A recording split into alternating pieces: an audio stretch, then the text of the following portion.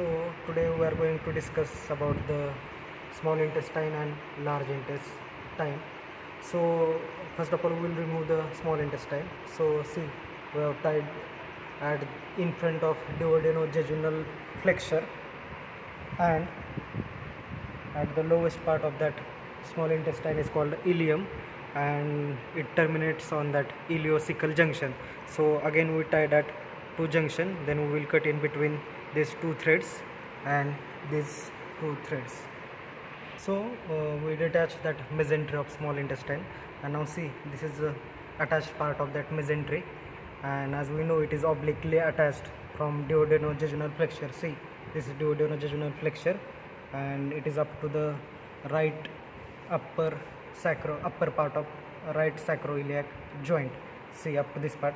Now from this is termination of that ileum, and this is large intestine. So this part is cecum.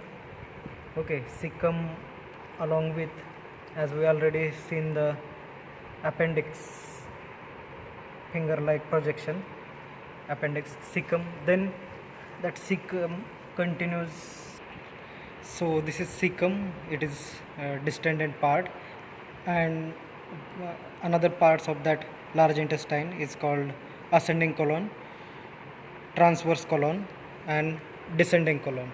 So that ascending and descending colon, which is retroperitoneal, and this transverse colon, it is start from the hepatic flexure to the splenic flexure.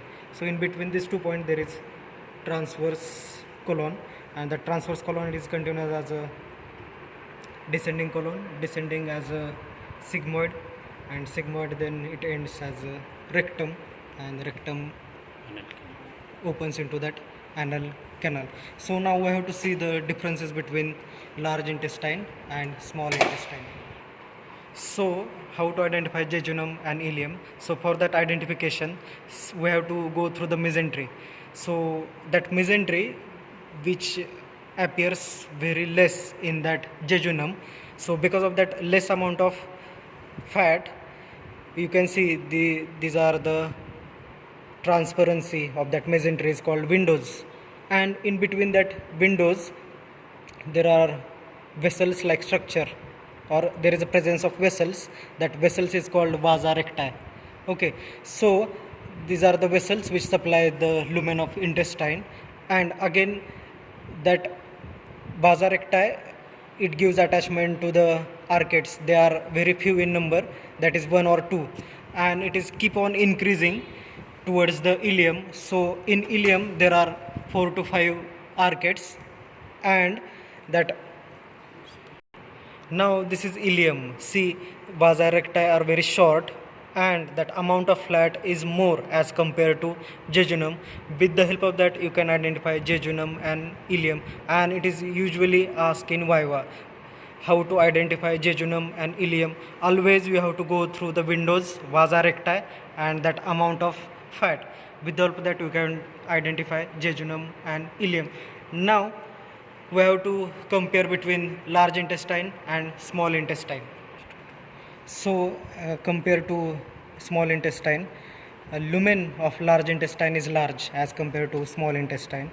And identifying feature, there is a presence of tinea coli. Okay, so these are the nothing but the longitudinal fold of muscle. They are 3 in number. And another important feature, there is a presence of appendices epiploicae. That appendices epiploicae, it is nothing but the peritoneal fluid which is part of the peritoneum, and with the help of that you can identify large intestine. So this is C, this is tinea coli, and this is longitudinal muscular coat of large intestine, and this is appendices epiploicae. With the help of that you can identify large intestine. So we have finished with the identifying feature of small intestine and large intestine. One more part that is related with the peritoneum. So as compared to mesentery, in case of that large intestine there is a mesocolon.